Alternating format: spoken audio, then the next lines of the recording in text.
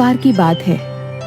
कई सालों पहले सोनापुर गांव में एक भयानक हवेली थी, जिसके बारे में तरह तरह की अफवाहें फैली थी।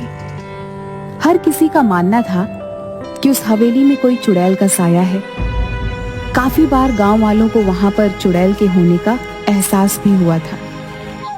एक बार गांव के लोग गांव के चौराहे पर बैठकर सभी हवेली के बारे में बात कर रहे थे। अरे भैया, हवेली में भूत का साया है। मैंने खुद पेड़ों से फूलों को उड़ते हुए खुद हवेली में जाते हुए देखा है। अरे नहीं कर लो भैया, वहाँ भूत का नहीं, वहाँ पर चुड़ैल का साया है। मैंने 2 पायलों की आवाज सुनी है। अरे सुनील चच्चा, भूत चुड़ैल नहीं, वहाँ तो राक्षस है, राक्षस।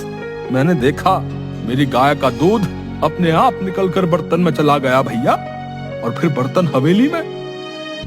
बात तो सही है, मैंने भी हंसने की बहुत सी आवाजें सुनी हैं। जमींदार साहब, आपको हवेली और गांव के बीच में मजबूत दीवार बना देनी चाहिए। कम से कम ये भूत हमारे बच्चों को तो नुकसान नहीं पहुंचाएंगे। न जाने हवेली में भूत है कि चुड़ैल, लेकिन एक बार जब मेरे पति लकड़ियां काट रहे थे तो उनकी कुल्हाड़ी नीचे गिर गई। अचानक कुल्हाड़ी न जाने कैसे उड़ते हुए वापस उनके हाथ में आ गई। मेरी तो डर के मारे जान ही निकल गई थी। हाँ बिटिया, सच कहती हो, वहाँ कोई है जिसने हमारी सहायता की। मेरी पोती तालाब में डूब गई थी। अचानक तेज हवा चली और मेरी बेटी तालाब से उड़ती हुई बाहर आ गई। देखो भाइयों, मेरा बेटा अमेरिका से वापस आ रहा है। कुछ दिनों के बाद वो वापस चला जाएगा। उसे इन सब घटनाओं के बारे में खबर नहीं होनी चाहिए। उसके जाने के बाद मैं ये दीवार पक्की करवा दूंगा। गांव के ही किसान का बेटा भीखू खाद लेने शहर जा रहा था। रास्ता हवेली के सामने से ही गुजरता। जब वह हवेली के आगे से डरता हुआ पहुंचा तो उसने देखा एक सुंदर सी लड़की उसके सामने आकर खड़ी हो गई। तुम कौन हो और यहाँ क्या कर रही हो? तुम्हें नहीं पता ये हवेली भूतिया है, यहाँ रहना खतरे से खाली नहीं। मेरा नाम किरण है, मैं तो यहीं रहती हूँ। हम यहाँ आते जाते हैं, भूत तो नहीं देखा हमने कभी।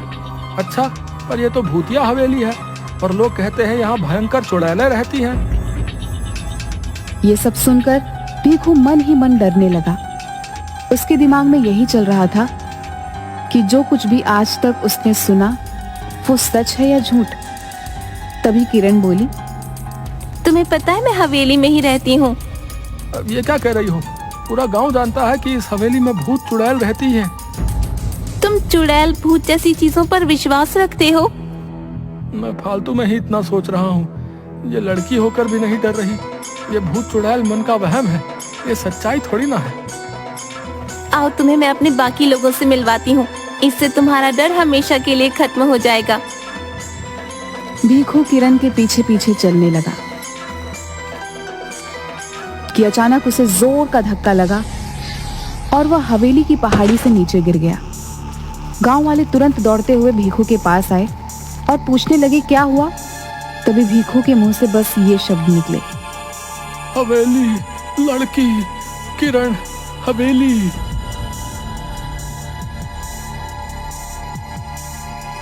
अब तो गांव में डर का भयानक माहौल बन गया था। सबको विश्वास हो गया था कि हवेली में किसी किरण नाम की चुड़ैल का साया है, जिसने भीखू को मार दिया है। इस घटना के अगले दिन ही जमींदार साहब का बेटा राजेश अपने दोस्त मयंक के साथ गांव आ रहा होता है। हे भगवान, शाम हो गई है, हवेली के आगे से गुजरना होगा। अरे राजेश भैया, आप उस हवेली की तरफ मत देखना, कहीं उन चुड़ैलों का साया आप पर भी ना पड़ जाए। अरे राजेश, ये तेरा ड्राइवर क्या कह रहा है? चुड़ैलों का साया? गांव के अंधविश्वासों का तो अपना ही मजा है। अरे ड्राइवर भैया, आप चुपचाप गाड़ी चलाओ ना, ये सब अंधविश्वास है, हम सब ये नहीं मानते। भैया, आज तक इस भूतिया हवेली में कोई एक रात नहीं गुजार पाया। बड़े बड़े लोग आए और बड़े बड़े दावे किए और फिर हार मानकर चले गए।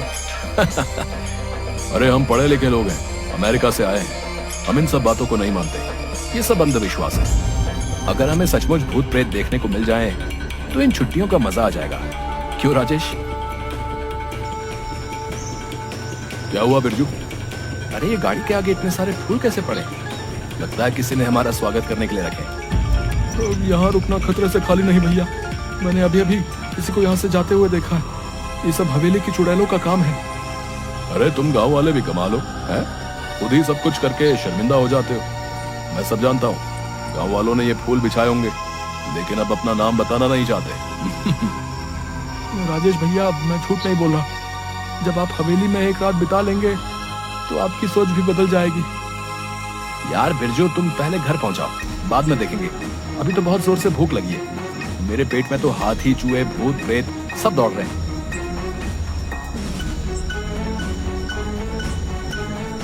कुछ ही देर में दोनों दोस्त घर पहुंच जाते हैं और आराम से सो जाते हैं।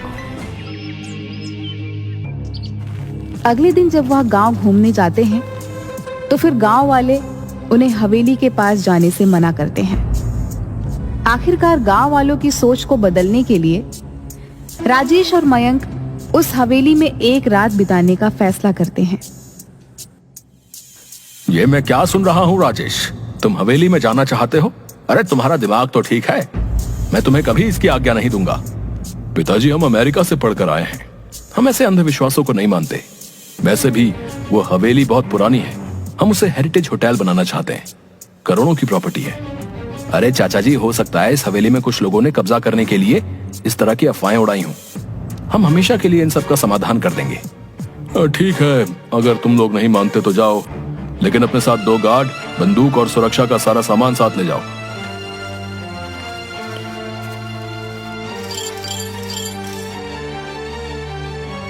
आप लोग सो जाइए, हम सब बाहर ही बैठे हुए हैं। कोई भी बात हो तो तुरंत आवाज दीजिएगा। राजेश, उठ यार, ये सब क्या हो रहा है? अबे ये पलंग हवा में कैसे उड़ रहा है? और ये गाने की आवाजें भी आ रही हैं। ये खुशबू, ये तो कमल के फूल की खुशबू है। लेकिन इस पुरानी हवेली में कमल का फूल कहां से आया? इतनी मीठी आवाज तो सिर्फ परियों की हो सकती है, भूत और राक्षस की नहीं। या फिर हम लोगों को डराने के लिए ये किया जा रहा है।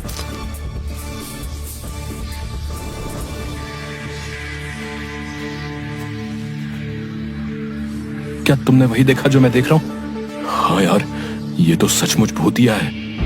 नहीं, हम यूं विश्वास नहीं कर सकते। मुझे तो लगता है कि ये कोई ऐसा बंदा है जिसे इस टाइप के हॉरर इफेक्ट के बारे में बहुत कुछ पता है। चलो हवेली की लाइब्रेरी में चलते हैं, कुछ तो मिलेगा।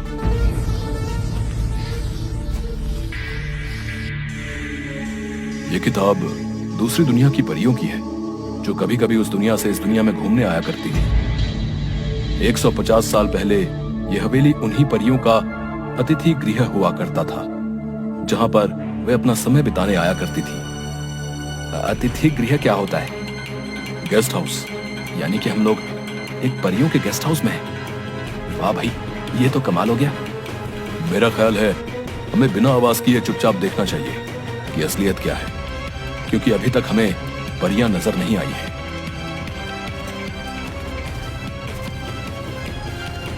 इसके बाद वो परियों का इंतजार करने लगते हैं।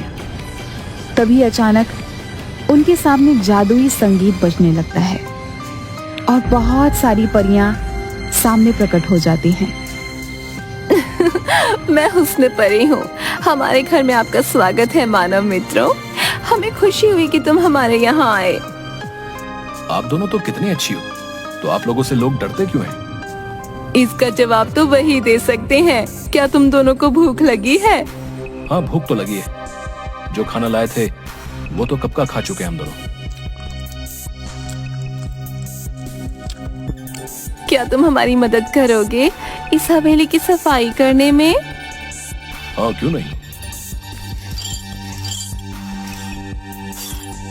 आवाज सुन जब गार्ड धीरज और मुन्ना अंदर आता है तो उसे मयंक और राजेश उड़ते हुए दिखाई देते हैं, पर परियां नहीं दिखाई देती।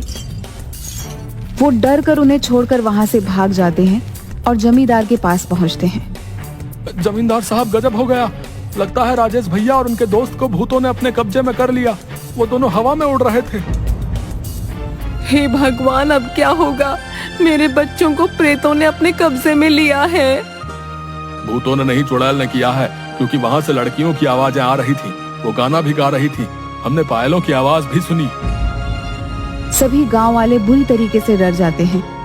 मयंक और राजेश अगले दिन जैसे ही सूरज उगता है उन दोनों परियों को अलविदा कहते हैं।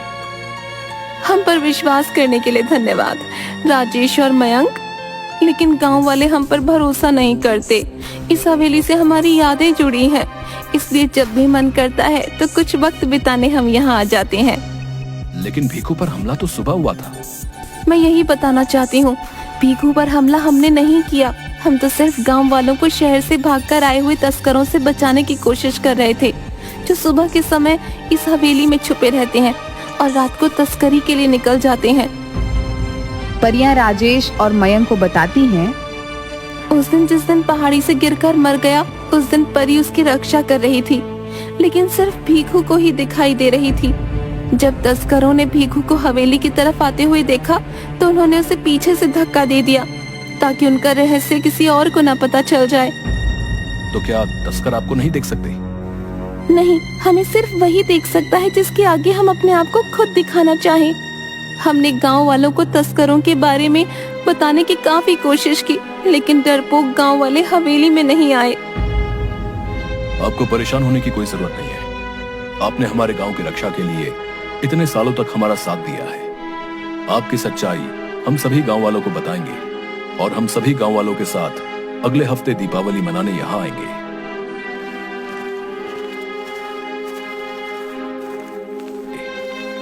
राजेश और मयंक सारी कहानी सबको बताते हैं। पुलिस को तस्करों की सूचना दे दी जाती है। पुलिस छापेमारी करती है और सभी तस्करों को गिरफ्तार कर लेती है। अरे आज तुम सब लोग हत्या चढ़े हो। अब देखो इंस्पेक्टर टोंडे तुम लोगों के साथ क्या करता है। सबके नाक में दम करके रखा था। थानेदार साहब धन्यवाद वक्त से आने के लिए। आप इन सबको कड़ी से कड़ी सजा दिलवाइएगा। इन्होंने भीखू की हत्या भी की है। अरे ले चलो रे इन सबको गाड़ी में भर के। आप सब गांव वालों को अब इस हवेली से डरने की कोई जरूरत ना है। कुछ ना होते ये भूत प्रेत। समझदार बनो तुम सब राजेश और मयंक की तरह। गांव वालों को राजेश की बात पर भरोसा होने लगता है। दिवाली के दिन सभी गांव वाले हवेली की तरफ चल देते हैं। परियों ने पूरी हवेली को दीपों से सजाया होता है। हवा में आतिशबाजी होने लगती है। परियां सबके सामने प्रकट हो जाती हैं। परियों को देखकर सभी बहुत खुश होते हैं और उनके साथ मिलकर दिवाली मनाते हैं। इसके बाद सभी हंसी खुशी से गांव में रहने लगते हैं।